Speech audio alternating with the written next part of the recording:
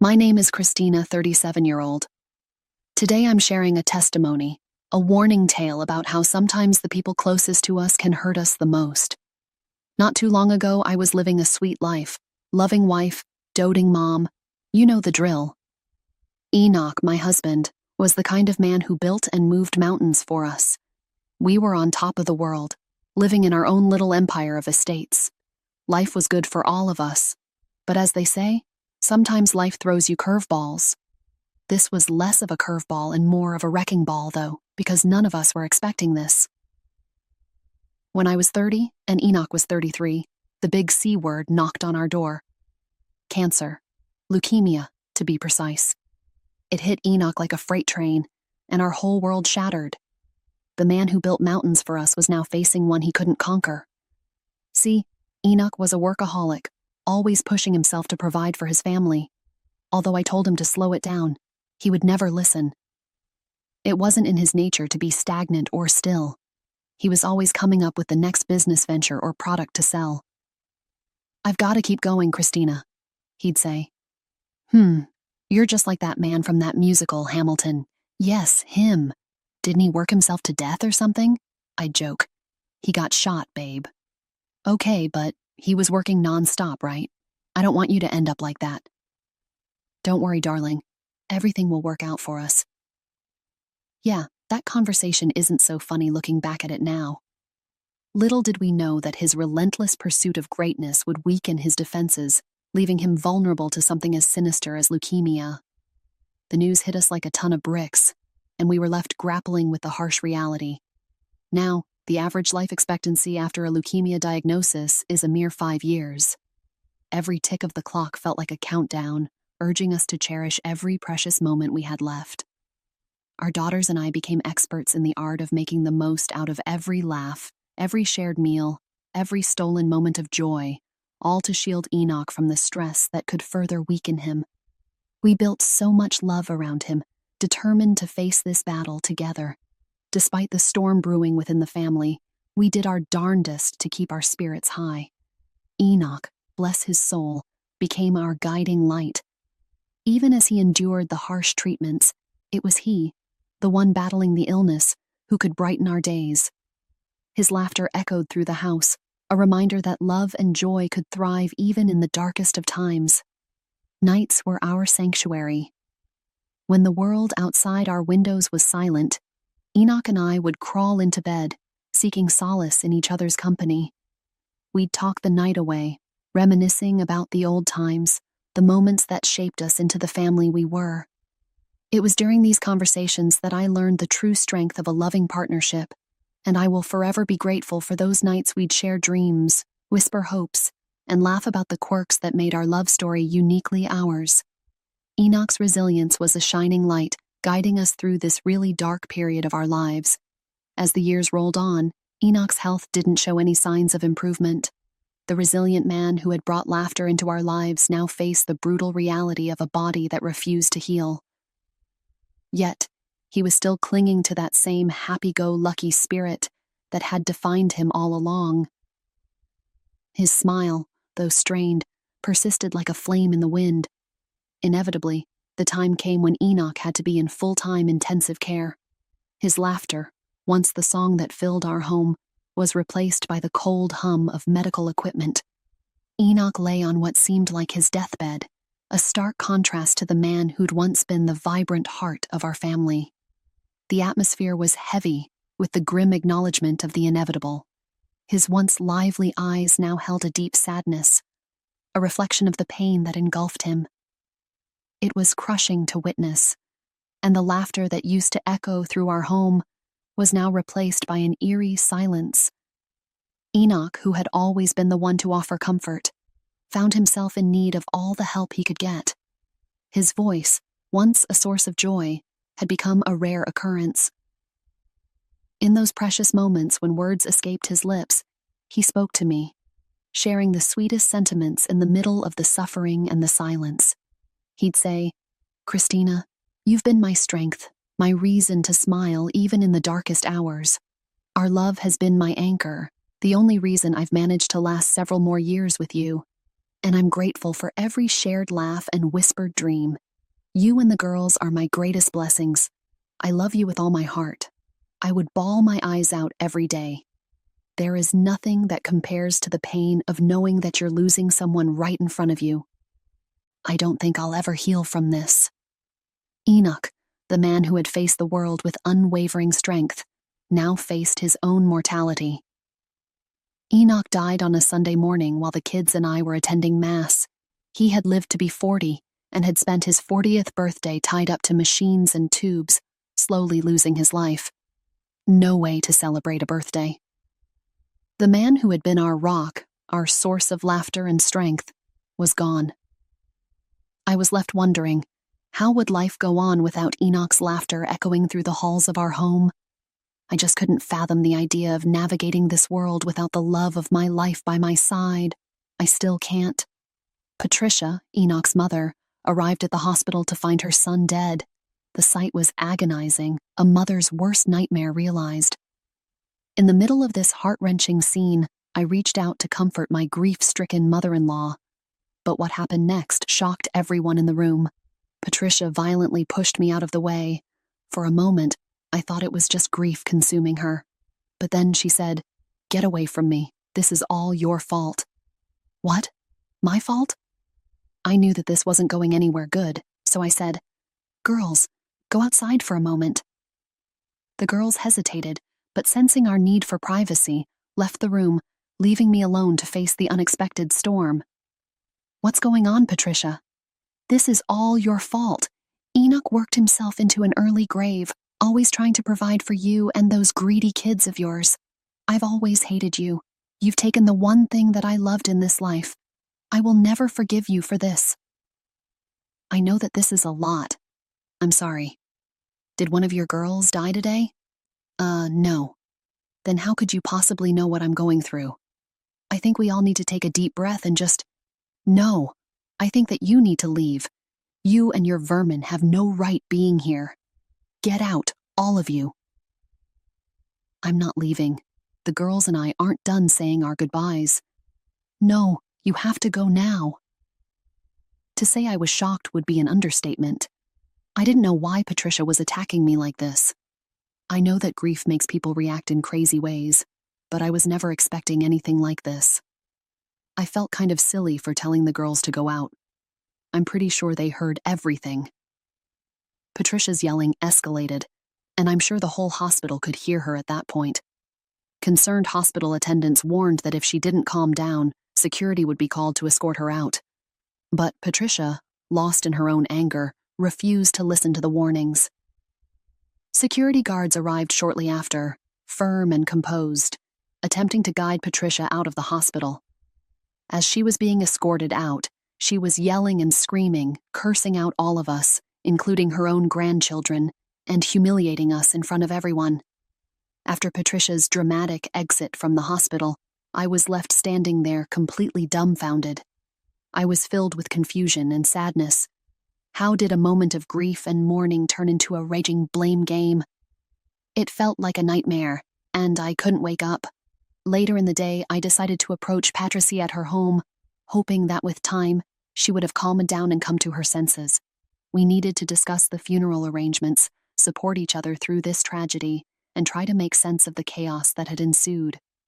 So, getting through to her sooner rather than later was a good call. I got inside her home with my spare key because she wasn't answering the door, but I knew she was home because her car was in the driveway, and found her in the kitchen. "Patricia, can we talk?" "What the hell are you doing here? I don't want you in my home, you murderer." "Patricia, I'm hurting too. What is going on with you? Get out." "Not before we talk." "Talk? What's there to talk about? My son is dead because of you." I might have let this whole blame game slide at the hospital, but not any longer. It was getting out of control, and I couldn't understand why she was fixed on me as the cause of Enoch's death. "Patricia, please. I loved Enoch as much as you did. Blaming me won't bring him back. We need to support each other through this, not tear each other apart. I know you're hurting. Let me get you some tea, and we can start to talk about the funeral." I don't want you at the funeral." I couldn't believe what I was hearing. My heart ached with grief for Enoch, and now I had to endure this crap from his own mother? Like going through all of this wasn't enough. "Why do you keep saying that?" "What do you mean?" "I mean exactly that. You are not allowed to come to the funeral because you are the reason for his death. Now get the hell out of my house." After this big fight with Patricia, first at the hospital and now in her home, I felt like crap. Grief was already hitting hard, and now I had to deal with my mother-in-law accusing me of something I didn't do. I drove home in total silence, my mind all over the place. When I got back home, I put on a fake happy face for my daughters and said everything was cool. But inside, I was actually scared. I just didn't get why Patricia was treating me like garbage all of a sudden, and I had no clue what she'd pull next. The next morning, I woke up to a message in the family group chat. Patricia officially banned me from the funeral and said that the funeral would be happening on the weekend. This was on a Wednesday. I knew I had to sort this crap out with Patricia, but first, I had to meet with Enoch's lawyers to discuss the will. I wasn't even in the mood to go because going in that office would make everything seem so real, like he was truly gone. But I had to do what was right to protect me and my family. I had to step up. So I went to the lawyer's office and I was in for a total shock. You see, I figured that Enoch would divide things up evenly between his mother and me. But when I saw Enoch's will, big surprise, he left everything to me. Not only that, but he had left me this mansion he had been working on before he fell ill.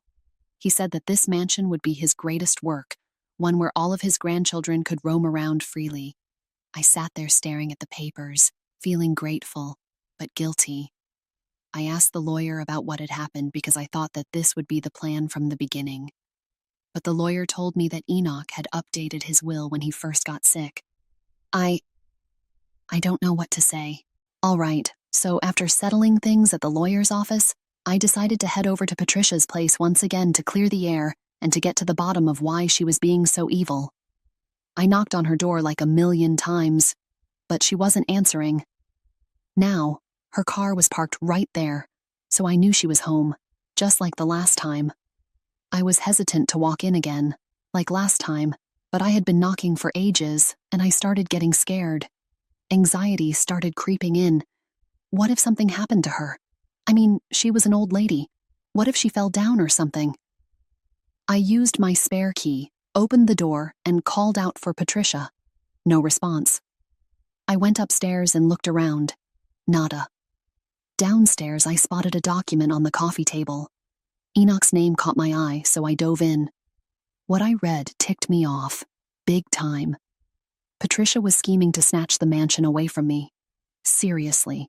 The document was detailing some lawsuit where she wanted to sue me for ownership of the house, stating that I had no business owning the house and a bunch of other legal jargon I couldn't understand. I was beyond surprised. I snapped pictures of that snake of a document and stormed out, fuming. Got home, sat down, and called up the family lawyers to discuss what I had just seen. I asked if they knew anything about this at all. They were clueless, but one of them mentioned a past convo between Patricia and Enoch about the mansion. Apparently, according to him, Patricia begged Enoch to hand the house over, telling him he had enough houses as it is, but he shut her down. Back then, he chalked it up to just typical family banter, you know? But with this context, and after telling them how she forbade me from attending the funeral, it seemed like Patricia had some grand plan in the works. I thanked the lawyers and decided to confront Patricia. I called her since she clearly wasn't at her house. After 3 calls in a row, finally, she picked up. What do you want?" "I'm doing good, thanks for asking. You know, that's what normal people say when they pick up the phone. Stop bothering me. You want to send me to an early grave just like you did with my son. You're stressing me out. I have a funeral to plan, which you're not invited to. Need I remind you? So stop asking because I know you've come to bother me about that." "Patricia, we need to talk about this lawsuit I found in your house. What's the deal?" She played dumb at first, but I wasn't falling for it. Then, after some prying, she finally spilled it. She felt entitled to the mansion, and thought it should have been hers from the get-go. She claimed Enoch promised it to her way back and that it was rightfully hers. I wasn't buying it. Enoch and I talked about the mansion, and he wanted it to be ours. That was always the plan, a family thing. So I called Patricia out on her lies and told her about what the lawyer said, and she started acting all flustered, silence on her end. And then Patricia tried to twist it, saying Enoch changed his mind, or maybe he didn't tell me everything. She was desperate. I shot back and told her that this wasn't going to fly, and that Enoch's wish was for us to have the mansion together. Patricia got defensive, accusing me of greed and emphasizing that I didn't deserve the house because I was the reason Enoch died. I hung up. There was no point arguing with someone who was not even in the same reality. And I realized the truth at that moment, the reason why she wanted to paint me out to be the bad guy. I called the lawyers again, gave them the rundown, and they said they'd look into it. They assured me that Enoch's will was solid, that Patricia didn't have a leg to stand on, and that any judge she tried to bring this case to would probably yell at her for wasting their time. Still, the whole thing left a nasty taste. Patricia was not the woman I thought she was. Now, with the funeral around the corner, I had to brace myself for whatever she'd pull next. The weekend rolled around, and it was time for Enoch's funeral. I sent the girls ahead with their aunt, telling them I'd join later. The plan, to catch Patricia off guard, make her think I wouldn't show. Just before the funeral kicked off and everyone was settled, I had arrived at the venue, perfectly timing everything, and walked in, throwing everyone, especially Patricia, for a loop. She made a big show of telling everyone I wasn't welcome, but here I was, defying her dramatic proclamation. Patricia was in the middle of her over-the-top eulogy, shedding what seemed like buckets of fake tears. My sweet baby boy, oh how I'm going to miss you. Everyone else might have been buying it, but I couldn't care less. I strolled up to the podium, wiped the mic from her hands, and began to speak. I began by sharing my love for Enoch and told the folks gathered there that there's no way I'd miss his funeral, even if it meant losing everything I've ever had. Tears were rolling down my cheeks, but I powered through it, recounting the precious moments I shared with my husband and sharing them with his loved ones. But as my speech neared the end, I decided it was time to address the elephant in the room. I looked straight at Patricia and laid it out. Patty, I know you've got your own version of reality, accusing me, blaming me for everything. At first I thought you were just going crazy from the amount of grief you had, but let's get one thing straight. Enoch loved me, and he wanted us to share everything, including this mansion that you're so obsessed with. His will says it all, and I've got the documents to prove it. Some folks looked shocked, others just uncomfortable. Patricia was fuming, but I didn't back down. I told everyone how Patricia tried to rewrite the story, turn me into the villain so that suing me for the house would make things easier for her. I mean, if she could blame me for Enoch's death, she could twist anything and everything she wanted in her favor. Maybe she thought I would give her the house to shut her up or out of shame or guilt, as she was trying to gaslight me. Whatever her reasons were, I wasn't having any of it. That's ridiculous. You think I would do all of this just for a house? After seeing your true colors? Yes, I do. I proceeded to share the document I had on the family group so that people in the pews could see that this was her plan all along. I revealed what the lawyer told me about Patricia being angry when Enoch wouldn't give her the mansion. People in the crowd began murmuring in disappointment, with some of Christina's siblings scolding her for what she was doing. This is when she started to crumble, making excuses and saying that she was just upset because she wanted at least something left behind for her in the will. So, that's all you were worried about? The stuff, not the fact that your own son died a terrible death? No, that's not it at all. Then why are you trying to pin the blame on me, huh? Why do you insist on suing me for the house? Because... Save it, Patty. Everyone can now see who you truly are. I'm just glad that Enoch isn't here to see it. It would completely crush him. I finished my speech, handed the mic back like the boss I am, and walked to where my daughters were sitting and hugged them. I could feel Patricia's angry glare burning holes in my back, but I didn't let it get to me. She looked more embarrassed than anything, and I was glad that she was feeling that way because how she treated me was awful. Enoch deserved better, and I was going to make sure his memory was respected no matter what Patricia threw my way. Naturally, after laying it all out for Patricia, the funeral proceeded with a thick layer of awkwardness and tension. The pastor took over, sharing some Bible verses and trying to bring back the somber mood. But after my little speech, it was clear things wouldn't be the same, and I got the people talking. After the burial and service, it was time to meet at Patricia's house so people could get some refreshments and continue to mourn. I was about to take my girls with me and go back to our home since we clearly weren't welcomed after that debacle, but something strange happened. I noticed a bunch of people coming up to me. They asked if we could continue the memorial at my home instead of Patricia's. Apparently, my words resonated with them, and some even shared stories about sour encounters with Patricia, saying her antics were shocking, but unfortunately not surprising. They apologized for Patricia's behavior, expressing their support for me and the kids. Patricia finally noticed people rallying to my side and got furious. She tried to redirect them to her house, but they weren't having it. My friends and family decided they'd rather be at my place. Patricia stormed off, feeling defeated and embarrassed, I'm sure. And honestly, I couldn't have cared less. This was about Enos and honoring his memory, not about Patricia's ego trip. At my house, we continued the memorial. People shared stories, laughed, and cried. It was a beautiful mess of emotions, but it felt right. Patricia's attempt to control the narrative had failed, and the truth was out there for everyone to see. I couldn't help but feel grateful for the support from those who believed me. Patricia's bitterness might have cast a dark shadow, but the love and memories we shared with Enoch came out strong in the end. And in a strange way, it felt like Enoch was with us, guiding us through the storm his mother had tried to create. As for Patricia, she's kind of unofficially shunned from the family. She's tried reaching out to some of the family members to get some sympathy, but all they've done is report it to me and leave her on red. So, that's my story, folks. Let me know what you think about it. Do you think I should reach out to her? Do you think that she deserves a second chance? Thanks for listening to my story, you all.